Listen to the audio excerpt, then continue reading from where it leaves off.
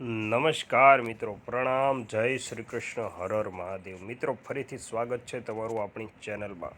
મિત્રો, આજની કહાની દરેક વ્યક્તિએ ખૂબ જ સમજવા લાયક છે અને ખૂબ જ જ્ઞાનવર્ધક છે. માટે દરેક વ્યક્તિ આ કહાનીને જરૂરથી સાંભળે. તો મિત્રો, તમને વિનંતી છે કે આ વિડીયોના અંત સુધી જોડાયેલા રહેજો અને વિડીયો પસંદ આવે તો લાઈક શેર કરજો. અને હજુ સુધી જો તમે અમારી ચેનલને સબસ્ક્રાઈબ ના કરી હોય તો અત્યારે સબસ્ક્રાઈબ કરી દેજો તથા કોમેન્ટ બોક્સમાં હર હર મહાદેવ જરૂરથી લખી દેજો, જેથી ભગવાન ભોલેનાથની કૃપા આપણા સૌ પર નિરંતર બની રહે. તો ચાલો કહાની શરૂ કરીએ. આપણું એ દરેક ઘરનો સૌથી મહત્વપૂર્ણ ભાગ છે. આ એવી જગ્યાઓ છે જ્યાં બેસીને ઘરના સભ્યો સાથે મજાક મસ્તી કરી શકાય છે. આ સ્થળે બેસીને અનેક મહત્વના નિર્ણયો પણ લેવામાં આવે છે. આ સાથે ઘરના આંગણામાં બહારના લોકો પણ આવી રહ્યા છે. આવી સ્થિતિમાં આંગણાને શુદ્ધ અને સકારાત્મક રાખવા માટે તેમાં કેટલીક ખાસ વસ્તુઓ હોવી જરૂરી છે. આમ કરવાથી દેવતાઓની કૃપા હંમેશા તમારા પર બની રહે છે.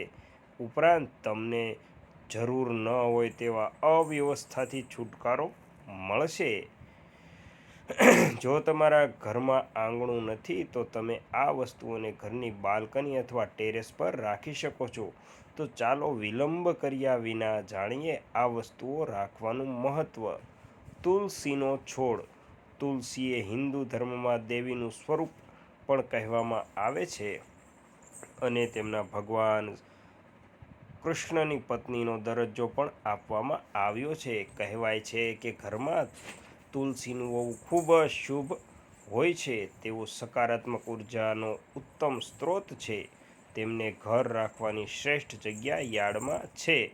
જો ત્યાં કોઈ પેશીઓ ન હોય તો તેને બાલ્કની અથવા ટેરેસ પર મૂકી શકાય છે. આંગણામાં તુલસી રાખવાથી ખરાબ અને નકારાત્મક શક્તિઓ તમારા ઘરમાં પ્રવેશ કરી શકતી નથી. દીવો. દીપક એ એવો દીવો છે જેનો ઉપયોગ લોકો પૂજામાં વારંવાર કરે છે. જોકે તમે સાંજે તમારા ઘરની પાછળના યાર્ડમાં દીવો પણ મૂકી શકો છો. દીવામાંથી નીકળતો પ્રકાશ નકારાત્મક ઉર્જાનો નાશ કરે છે. તેનાથી ઘરમાં સકારાત્મક વાતાવરણ બને છે.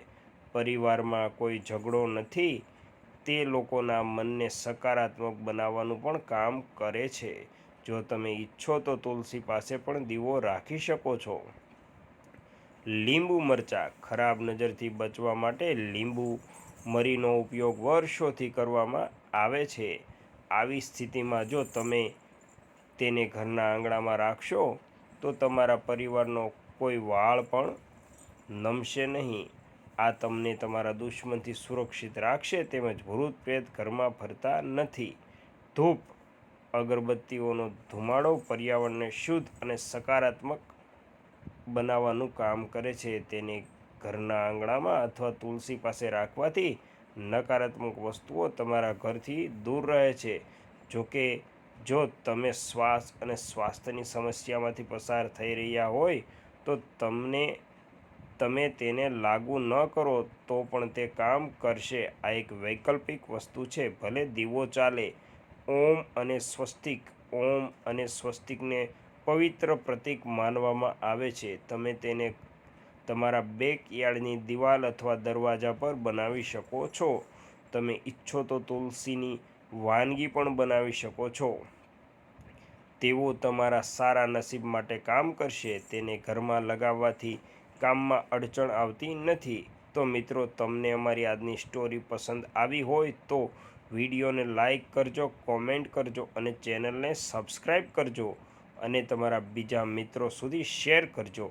અને આવી જ્ઞાનવર્ધક અને પ્રેરણાદાયક વાતો સાંભળવા માટે સાથે જોડાયેલા રહેજો. ફરી મળીશું એક નવા વિડીયો સાથે. જય સ્વામિનારાયણ. જય શ્રી કૃષ્ણ. હર હર મહાદેવ. જય શ્રી રામ. મિત્રો વિડીયો દરેકને શેર કરજો અને કોમેન્ટમાં જય શ્રી રામ જલ્દીથી લખી દેજો. જય હનુમાન.